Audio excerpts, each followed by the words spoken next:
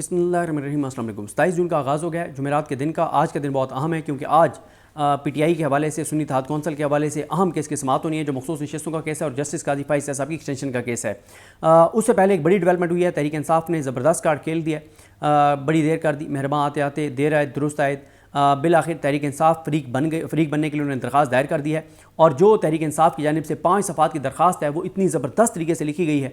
और वो जो शेख रशीद साहब कहा करते थे ना, SSS, शॉर्ट स्वीट स्मार्ट, तो बड़ी शॉर्ट सी और मुकम्मल उसमें हक़ाइक़ लिखे हुए हैं और उसमें बड़ी तल्ख़ बातें लिखी हुई हैं। बल्कि जो आखिरी पैराग्राफ है, पैराग्राफ L, उसमें तो दबे अल्फाज में उन्होंने काजी फाइज साहब की एक्सटेंशन का लिखे बगैर उन्होंने बहरहाल आइनी तरमीम का जिक्र कर दिया है कि एक ऐसी असम्बली, एक ऐसा ईवान जिसमें अवाम की नुमाइंदगी, जो अवाम ने वोट दिए उसकी उस तरह रिफ्लेक्शन नहीं है, मुतनासिब नुमाइंदगी नहीं है, जिसमें 80 सीटें चोरी करके और चोरों डाकों लुटेरों को दी गई हैं, वो असम्बली अगर आइनी तरमीम ऐसी करेगी जिनके मुल्क के मुस्तकबिल के लिए अहम असरात होंगे, तो इसकी इजाज़त नहीं होनी चाहिए। पीटीआई की जानिब से दरख्वास्त जो दायर की गई है उसमें पीटीआई अब फ़रीक बनना चाहती है। पीटीआई ने उसमें क्या कुछ कहा है और कल देखें, यानी आज क्या होगा। देखें, आज हो सकता है कि काजी फाइज ईसा साहब मुस्तरद कर दें पीटीआई की दरख्वास्त कि पीटीआई को फ़रीक नहीं बनने देंगे।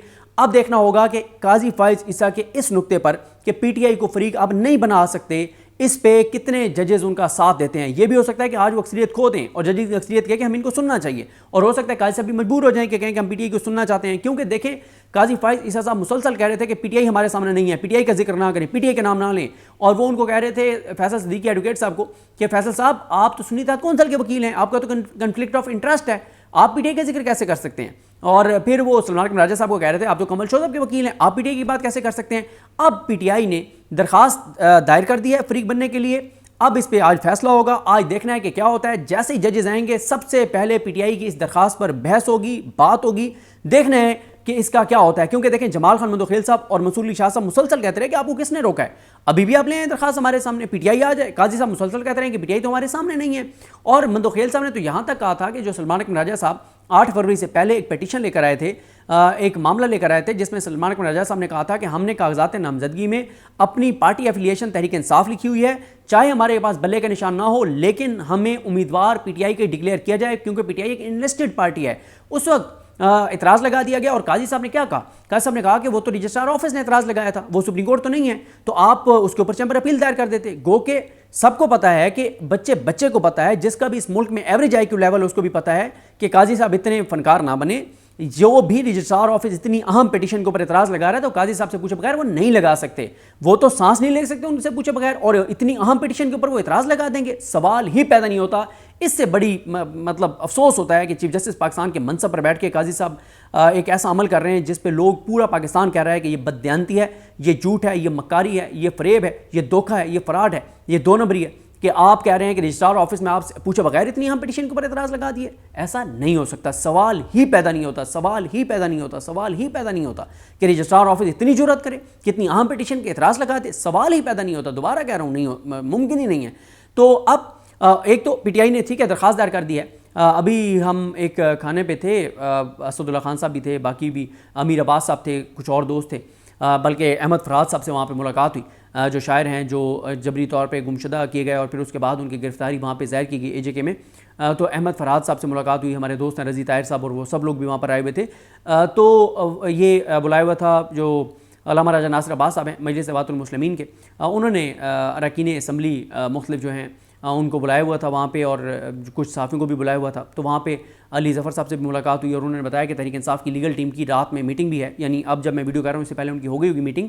तो तहरीक इंसाफ को ज़रूर उनको जो वो एतराज़ था रजिस्ट्रार ऑफिस का, उसके ऊपर भी उन्हें चैम्बर अपील दायर कर देनी चाहिए कि ये दरख्वास्त सुनी जाए, और वो पिटीशन भी इनको लगवानी चाहिए कि हम तो उम्मीदवार ही पीटीआई के हैं। अगर ये पीटीआई के उम्मीदवार डिक्लेयर हो जाते हैं तो बात ही ख़त्म हो जाएगी, फिर तो पीटीआई ही बतौर पार्लिमानी जमात होगी और उनको सीटें मिल जाएंगी। लेकिन आज ये बता दूं आपको कि काजी साहब बहुत मुश्किल का शिकार नज़र आएंगे, मुश्किल से 2-4 नज़र आएंगे।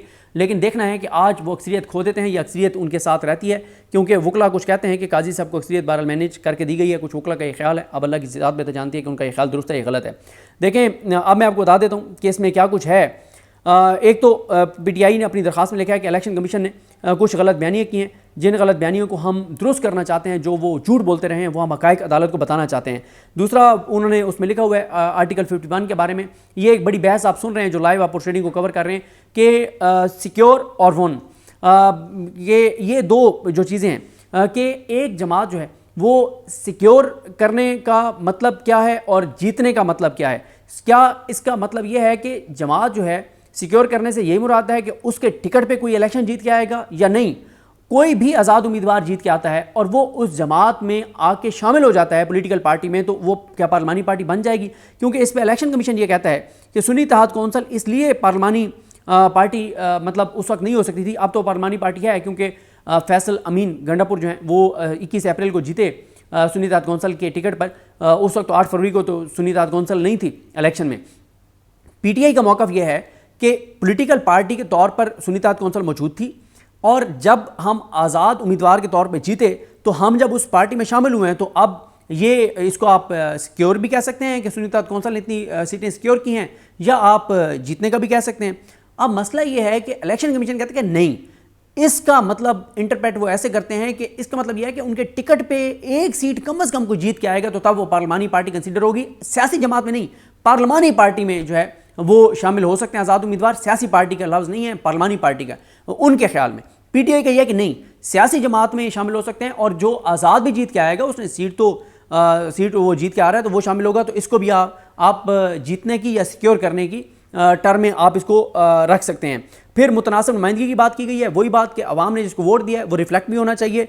2018 में बलूचिस्तान अवामी पार्टी के बारे में लिखा गया है कि वो उन्होंने कोई लिस्टें वगैरह नहीं दी थी, लेकिन उनको उसके बाद जो है वो बलूचिस्तान अवामी पार्टी को दी गई मखसूस नशिस्तें, इसका भी जिक्र किया गया है। और फिर उन्होंने काजी फैसल साहब जो गलत बयानी कर रहे हैं बार बार मनसब पर बैठकर कि पीटीआई ने इंटर पार्टी इलेक्शन नहीं करवाए, उस पर भी उन्होंने लिखा है कि हमने इंटर पार्टी इलेक्शन करवाए हैं और बार बार करवाए हैं, काजी फैसल के फैसले के बाद करवाए हैं। बल्ला छीनने के बदतरीन, पाकिस्तान की तारीख के सबसे बदतरीन फैसले के बाद भी हमने इंटर पार्टी इलेक्शन करवाए हैं। और उसके बाद उन्होंने कहा कि पीटीआई के उम्मीदवार जो हैं वो उस दिन इंतज़ार कर रहे थे कि सुप्रीम कोर्ट का फैसला आए और वो जाएं और वो जमा करवाएं पीटीआई के सर्टिफिकेट, लेकिन खदशा में था कि सुप्रीम कोर्ट बल्ला छीन लेगी। तो उन्होंने कहा कि दो चीज़ें हुई, कुछ हमारे लोगों ने जब पीटीआई के वो सर्टिफिकेट दिए तो उनके सर्टिफिकेट लेके आरओज़ ने रिकॉर्ड पर रख लिए लेकिन एक्सेप्ट नहीं किए, कुछ से आरओज़ ने लेने से इनकार कर दिया पीटीआई के सर्टिफिकेट के, अभी तो आपका केस चल रहा है सुप्रीम कोर्ट में तो हम नहीं ले सकते। फिर उन्होंने कहा कि हमने पीटीआई नज़रियाती का भी इसलिए उसमें हम जा रहे थे कि हम एक निशान पर लड़ें ताकि मतलब कोई आगे मसाइल ना हो, लेकिन उसमें भी पीटीआई नज़रियाती के सरबराह को अगवा कर लिया गया। उसके बाद उसे प्रेस कॉन्फ्रेंस करवा दी गई और बल्कि उसी शाम इलेक्शन कमीशन का एक फैसला आ गया, डायरेक्शन आ गई यार उसको कि अगर कोई एक जमात का उम्मीदवार है एफिलिएशन शो करता है तो उसको किसी और जमात का निशान ना दिया जाए, क्योंकि पीटीआई वालों ने कागजात नामजदगी में लिखा हुआ था कि हम पीटीआई से तल्लुक़ रखते हैं। तो फिर तहरीक इंसाफ नज़रियाती का वो वैसे ही उनको सिंबल नहीं मिल सकता था इलेक्शन कमीशन के फैसले के मुताबिक, और वैसे ही वो अगवा हो गया था। वो जो एक मकरू आदमी है जिसको फिर इस्तेमाल किया गया और उसके साथ वो सारी चीज़ें हुई। उसके बाद ये भी लिखा गया कि रात 12 बजे तक का टाइम था, 11 बजे काजी फैसल साहब ने फैसला सुना दिया, बल्ला छीन लिया और इस तरह से वो कहते हैं सारा कुछ हुआ। फिर वो कहते हैं कि जो हमें मुख्तलिफ निशानात दिए गए और ये यानी लिखा तो उन्होंने नहीं है, लेकिन पीटीआई ज़ाहिर है पीटीआई का मौक़िफ़ है कि काजी फ़ाइज़ ईसा साहब और नून लीग और ये निज़ाम अवाम को जाहिल समझते थे कि हम इनसे बल्ला छीन लेंगे पीटीआई से तो इमरान खान को वोट नहीं पड़ेगा। तो अवाम जाहिल नहीं है और अवाम को जाहिल समझने वाले अपने अकल का इलाज कराएं, क्योंकि अवाम ने तो ढूंढ ढूंढ के और अजीब अजीब निशानात के ऊपर मोहर लगाई और पीटीआई को 2/3 अक्सरियत दी। और फिर पीटीआई ने लिखा है कि 80 सीटें जो हैं वो धांधली के ज़रिए हमें हरा दी गई। और फिर उन्होंने बताया है कि फिर भी 91 सीटें सुन्नी पीटीआई के आज़ाद उम्मीदवार जीते 80 सीटों की धांधली करने के बावजूद। और फिर उसके बाद उन्होंने कहा कि ये क्योंकि वो ये कह रहे हैं कि अगर ये हम ऐसी सीटें ये भी मिल जाती तो 2/3 अक्सरियत थी, क्योंकि मखसूस नशिस्तें भी हमें इसके ऊपर मिलनी थी। फिर वो उन्होंने बताया है कि इसकी वजह से हमारे 100 से ज़्यादा MPs पंजाब असम्बली में 100 के करीब हमारे MPs जो KPK में वो सारे फिर आज़ाद हो गए। और फिर उन्होंने आखिरी जो पैराग्राफ है उसमें लिखा है उन्होंने कि एक ऐसी असम्बली जिसमें अवाम की नुमाइंदगी के मुताबिक वैसे ही रिफ्लेक्शन नहीं है, क्योंकि 80 सीटों पर धांधली की गई है। और फिर अभी भी उनके पास 2 तरह की नहीं है, लेकिन सुप्रीम कोर्ट इस फैसले के जरिए अगर उनको 2 तरह की देती है तो वो कुछ ऐसी आईनी तरमीम करना चाहते हैं जिसका मुल्क की मुस्तकबिल पर बहुत संगीन असरात होंगे। और ज़ाहिर है उनका इशारा काजी फायज़ साहब की एक्सटेंशन की तरफ है, लिहाजा तहरीक इंसाफ ने कहा कि इनको सीटें ना दी जाएं। तहरीक इंसाफ का फरीक बनना ये बहुत बहुत बहुत इंपॉर्टेंट है।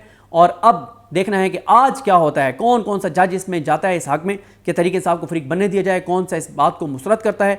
और ये भी देखना है कि आज सुबह क्या सलमान राजा साहब जो है वो उस अपनी दरख्वास्त के ऊपर लगने वाले रजिस्ट्रार ऑफिस के एतराज़ात के ऊपर चैम्बर अपील दायर करते हैं नहीं करते, ये भी देखना होगा। आज का दिन बहुत क्रूशल है, बहुत क्रूशल है। आज का दिन वाज़े कर देगा कि चीज़ें किस तरफ जा रही हैं। मुझे अपनी दुआ में याद रखें। अल्लाह करीम हम सबका हमें नासरू। अल्लाह हाफ़िज़।